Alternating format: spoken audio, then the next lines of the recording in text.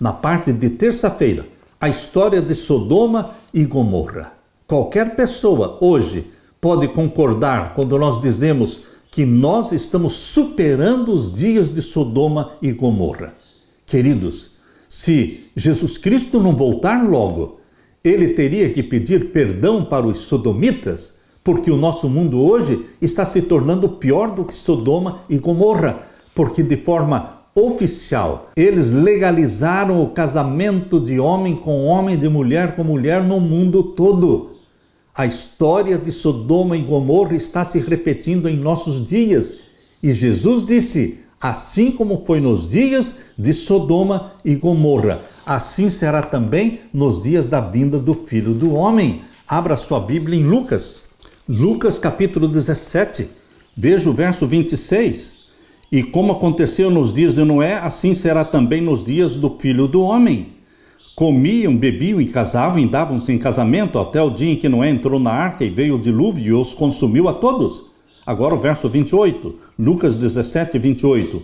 Como também da mesma maneira aconteceu nos dias de Ló. Comiam, bebiam, compravam, vendiam, plantavam e edificavam.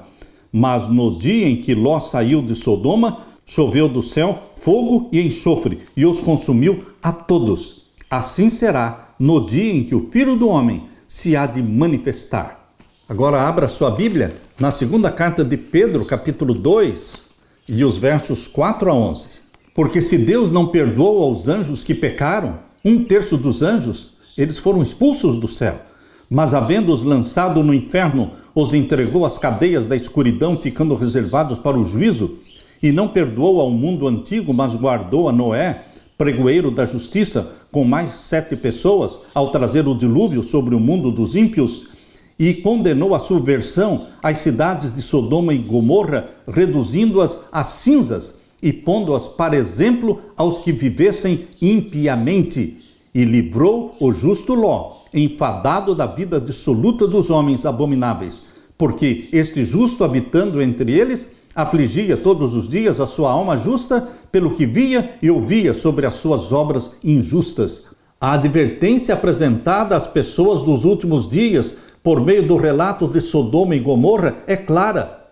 Um dia os ímpios serão destruídos. Apocalipse 20 mostra a destruição dos ímpios. Apocalipse 20, verso 5 diz que o restante dos mortos não reviveram até que os 1000 anos acabassem. Portanto, quando acabarem os 1000 anos, os ímpios ressuscitarão para o lago de fogo e enxofre, onde eles e Satanás e os demônios serão queimados. O pecado é enganoso, pois nos cega para o real estado do nosso coração. Israel se prostituiu e cometeu adultério espiritual. Mas hoje o Israel espiritual, o povo de Deus dos últimos dias, também está cometendo adultério espiritual. Paulo apresentou uma longa lista de pecados humanos que poderia ter sido escrita com base nos jornais de hoje. Quando você abre Romanos capítulo 1, abra sua Bíblia em Romanos capítulo 1. Pelo que Deus os abandonou às paixões infames, porque até as suas mulheres mudaram o uso natural no contrário à natureza, ou seja, mulher se casando com mulher. E semelhantemente também os varões, ou seja, os homens, deixando o uso natural da mulher, se inflamaram em sua sensualidade uns para com os outros, ou seja, homem com homem, cometendo torpeza e recebendo em si mesmos a recompensa que convinha ao seu erro. E o verso 29 diz, estando cheios de toda iniquidade, prostituição, malícia, avareza. Veja a descrição que Paulo faz da última geração. Nós estamos vivendo nestes dias, nós estamos vendo o cumprimento desta profecia, estando cheios de toda iniquidade, de prostituição, malícia, avareza, maldade, cheios de inveja, homicídio, contenda, engano, malignidade, sendo murmuradores, detratores, aborrecedores de Deus, injuriadores, soberbos, presunçosos, inventores de males, desobedientes aos pais e às mães, nécios, infiéis nos contratos, sem afeição natural, irreconciliáveis, sem misericórdia. Queridos, Deus usou Paulo para escrever, através do Espírito Santo, descrevendo a geração do tempo do fim.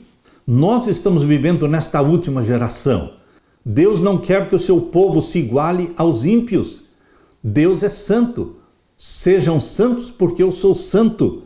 Quando vemos os pecados hediondos descritos em passagens como Apocalipse 13, o contexto de Apocalipse 13 inteiro, falando da besta que subiu do mar e a besta que subiu da terra, e a imposição do sinal da besta, proibindo o povo de Deus de comprar e vender. Isto vai acontecer em nossos dias. Apocalipse 13 e Apocalipse 17 tem a ver com os nossos dias. É o tempo do fim. Apocalipse 13 e 17 fala do tempo do fim. Isso é uma advertência de que nós também podemos cair nessa armadilha. Jesus Cristo quer, ele sonha com um povo santo. Ele dá a santidade dele para você. A história de Sodoma e Gomorra está como um exemplo. A história vai se repetir em nossos dias, mas Jesus Cristo está partilhando a santidade dele com você, derramando sobre você o Espírito Santo, dando para você e para mim a mente dele, o caráter dele, a santidade dele. Nós fazemos parte do remanescente fiel, odiado por Satanás, mas amado por Jesus Cristo. Aleluia!